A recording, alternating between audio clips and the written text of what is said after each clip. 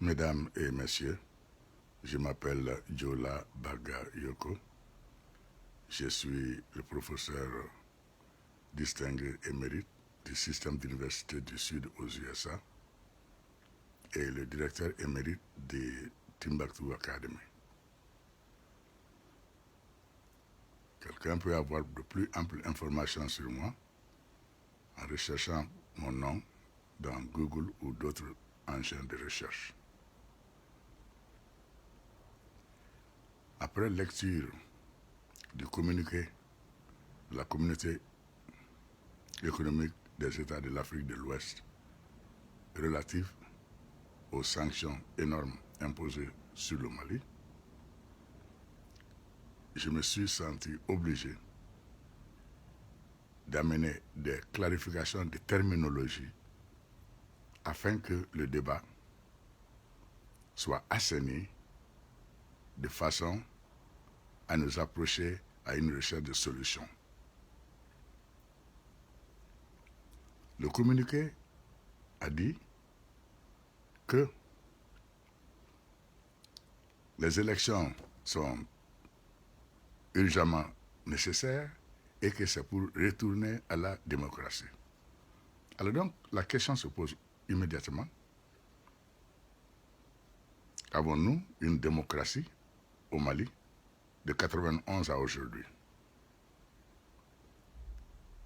La réponse est la suivante. Selon toutes les sources que j'ai consultées,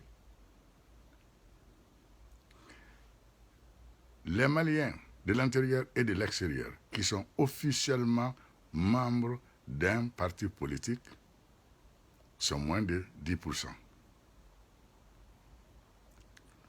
Pour être candidat aux élections législatives ou présidentielles au Mali, il faut nécessairement être sur une liste électorale d'un parti politique. En d'autres mots, les partis politiques déterminent qui peut être candidat et qui ne peut pas l'être. Ce n'est pas cela la démocratie quand ceci ne constitue que quelques 10% ou moins. D'autre part, au moment de la démission du président Ibrahim Boubacar Keïta, près de 80% du territoire malien était occupé d'une manière ou d'une autre ou était sous une terreur intenable.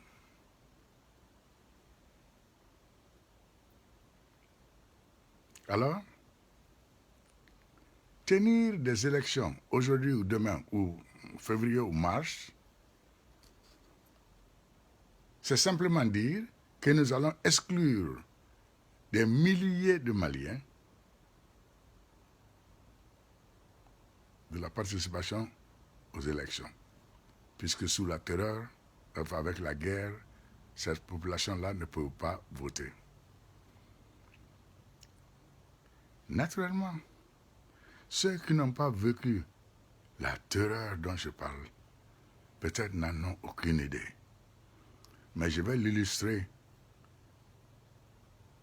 par le sacrilège qui s'est passé quand j'étais au Mali en novembre, où les malfaiteurs là ont arrêté un bus qui contenait des femmes et des enfants, plus de 30, qui allaient d'une ville à une autre pour le marché.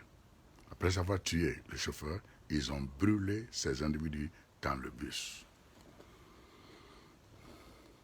Cette cruauté satanique est l'illustration de la terreur dont je parle. J'ajouterai qu'en parlant de démocratie, au Mali, nous avons documenté comment, pendant les dernières élections, plusieurs de ces élections passées, les votes ont simplement été achetés, vendus et achetés. La question se pose, avec quel argent? L'argent venant de la corruption, de la fraude et l'argent que les députés ont voté de s'octroyer d'octroyer ou d'allouer à leur parti politique de façon annuelle. Je me rappelle, il y a quelques années seulement, un parti politique avait jusqu'à 300 millions. Cela n'est pas tout. Ces mêmes gouvernants ont établi un système appelé un fonds de souveraineté, fonds qui s'élève à 150 millions par mois pour certains.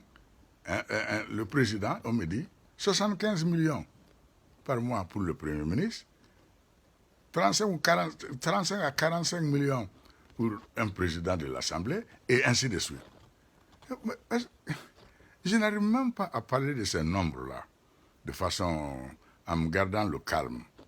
Parce que quand on sait le niveau de pauvreté du Mali, on ne peut pas imaginer que des sommes astronomiques de ce genre soient allouées à des individus et que ces individus peuvent disposer de ces sommes sans rendre compte à qui que ce soit.